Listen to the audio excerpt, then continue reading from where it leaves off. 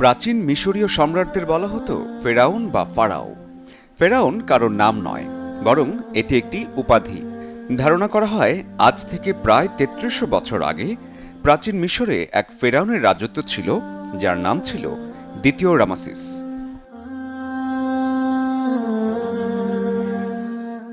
আল্লাহ এই ফেরাউনকে ক্ষমতা, আধিপত্য, সম্পদ সব দিয়েছিলেন। সে সব উপায়েই এই ক্ষমতার অপব্যবহার করে, আল্লাহকে অস্বীকার করে এবং নিজেকে সৃষ্টিকর্তা দাবি করে। আল্লাহ কোরআনে বলেন, ফিরাউন বলল, হে পারিষদবর্গ, আমি ছাড়া তোমাদের কোনো ইলাহ আছে বলে আমি জানি না। কাজেই হে মানুষ, তোমরা আমার জন্য ঈদ পোড়াও, অতঃপর আমার জন্য একটি প্রাসাদ নির্মাণ করো, যাতে আমি মূসার ইলাহকে দেখতে পারি।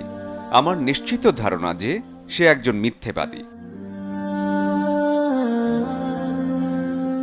এক গণক ফেরাউনকে বলেছিল যে বনে ইসরায়েলের এক ছেলে জন্ম নেবে, যে তাকে ক্ষমতাচ্যুত করবে, এবং তখন সে বনে ইসরায়েলীদের ঘরে জন্ম নেয়া সব ছেলে শিশুকে হত্যা করা শুরু করল।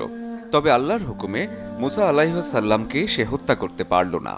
শুধু তাই না, মুসা আলাইহিসসালাম বড় হয়েছিল ফেরাউনের নিজ ঘরেই। এর পরের ঘটনা আমরা কম বেশি সবাই জানি। মুসা আলাইহিসসালাম এক ব্যক্তিকে ভুলবশত হত্যা করলেন এবং মিশর ছেড়ে পালিয়ে গেলেন। এরপর নবুয়ত প্রাপ্তির পর যখন তিনি ফিরে এলেন এবং ফেরাউনকে হেদায়েতের কথা বললেন, তখন ফেরাউন মুসা আলাইহিসসালাম এবং তার অনুসারীদের শাস্তি দেওয়ার জন্য তাদের পিছু নেয়। আল্লাহর হুকুমে সাগর তখন দুভাগ হয়ে যায়, আর মুসা আলাইহিসসালাম ও তার অনুসারীরা সহজেই পায়ে হেঁটে সাগর পাড়ি দেন। কিন্তু আল্লাহ ফেরাউন ও তার সৈন্যদের সেই সাগরে ডুবিয়ে মারেন।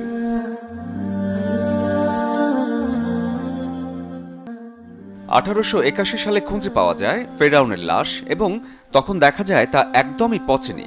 তা রাখা হয় মিশরের এক জাদুঘরে। এরপর ফ্রান্সের সরকার কিছু প্রত্নতাত্ত্বিক গবেষণার জন্য তৎকালীন মিশর সরকারের কাছে ফেরাউনের লাশ চাইলেন। তবে তখন ফ্রান্সের নিয়ম ছিল, জীবিত বা মৃত কেউ ফ্রান্সে প্রবেশ করতে চাইলে তার থাকতে হবে পাসপোর্ট। তখন ফেরাউনেরও পাসপোর্ট তৈরি করা হলো আর নিয়ে যাওয়া হলো ফ্রান্সে। এই গবেষণার কাজে একজন বিজ্ঞানী ছিলেন, যার নাম ছিল প্রফেসর মরিস বুকাইলি। তার জন্ম ফ্রান্সের এক খ্রিস্টান পরিবারে। তিনি শুরু করলেন ফেরাউনের লাশ নিয়ে গবেষণা।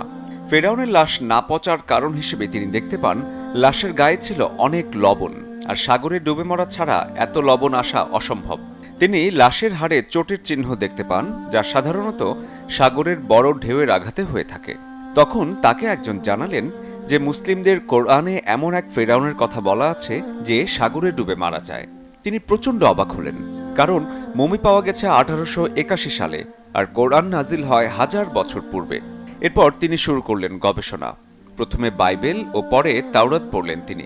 সেখানে ফেরাউন মুসা আলাইহিসসালামের পিছু নিয়েছিল এবং সাগরে ডুবে গিয়েছিল এমন কথা থাকলেও লাশ সংরক্ষণ নিয়ে কিছু ছিল না। লাশ সংরক্ষণ নিয়ে শুধু কোরআনেই বলা আছে। তিনি কোরআনের একটি আয়াত দেখলেন, আজ আমি তোমার দেহকে রক্ষা করব, যাতে তুমি তোমার পরবর্তীদের জন্য নিদর্শন হতে পারো। অধিকাংশ মানুষই আমার নির্দেশনাবলী সম্পর্কে নিশ্চিতই উদাসীন। মরিস বুঝতে পারলেন ফেরাউনই সেই ব্যক্তি যে নিজেকে আল্লাহ বলে দাবি করে, নাউজুবিল্লাহ, এবং আল্লাহ তাকে শাস্তি দেন আর তার দেহকে সীমা লঙ্ঘনকারীদের জন্য নিদর্শন হিসেবে সংরক্ষণ করেন। মরিস তখন আরও বুঝতে পারলেন সমুদ্রের পানির আর্দ্রতার মাঝেও কেন ফেরাউনের লাশ অক্ষত রয়েছে, কারণ আল্লাহ নিজে তা সংরক্ষণ করেন। এভাবেই আল্লাহ তার নিদর্শন সমূহের মাধ্যমে সীমা লঙ্ঘনকারীদের সতর্ক বার্তা ও জ্ঞানীদের হেদায়েত দিয়ে থাকেন।